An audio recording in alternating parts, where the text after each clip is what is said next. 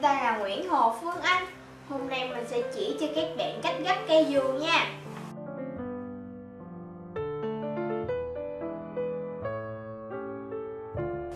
Thì những nguyên liệu các bạn cần là 2 tờ giấy có đường kính là 14 cm, một tờ giấy có đường kính là 11 cm và một tờ giấy nhỏ có đường kính là 9 cm.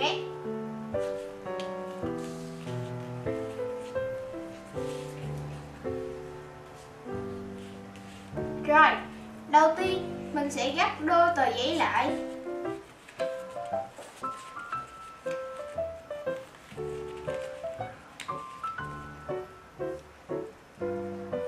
Gấp đôi tờ giấy lại tờ giấy bự nhé các bạn. Rồi ở phần giữa này mình sẽ vuốt một nửa thôi.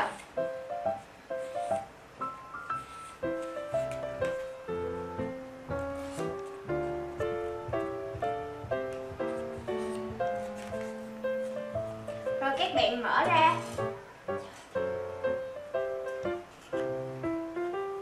dùng kéo và cắt ra đứng giữa.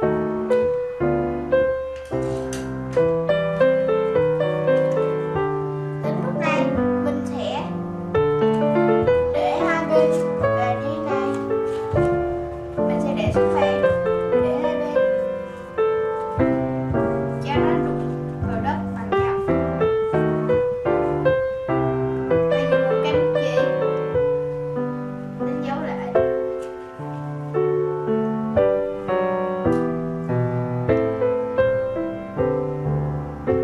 Bây giờ mình sẽ dùng chai keo sữa này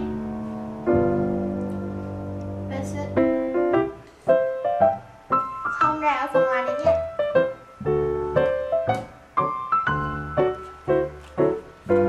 Và đóng lại, để lại. Cái này mình vừa đánh dấu.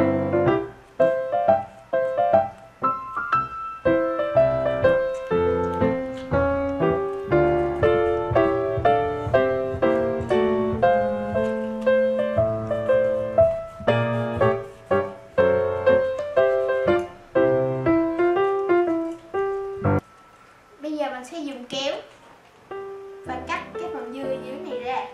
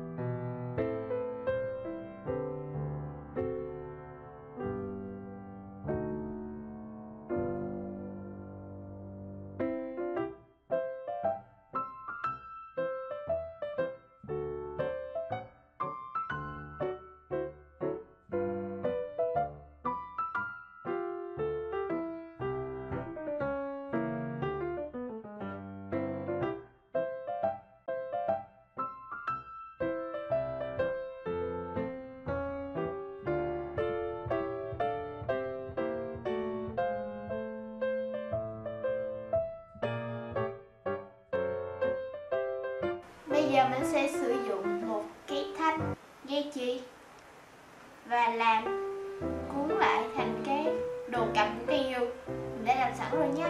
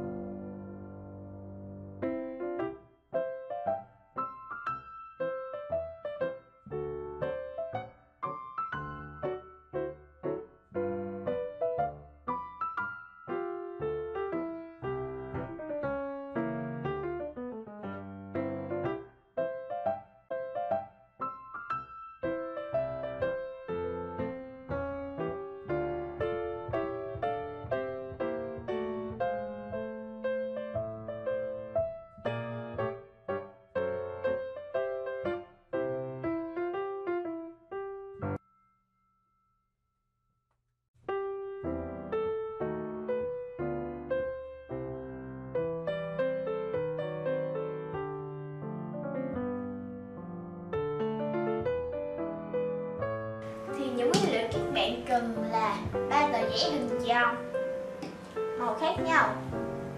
Thì một tờ như thế này thì sẽ có đường kính là 14 cm.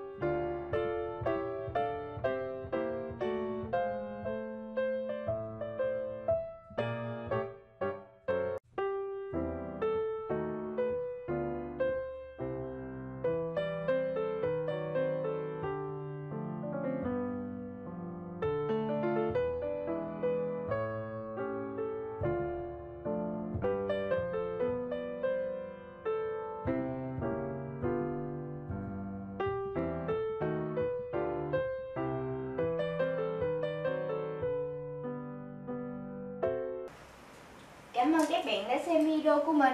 Đừng quên like, share và subscribe trên kênh PA Channel. Xin chào và hẹn gặp lại các bạn ở những video sau.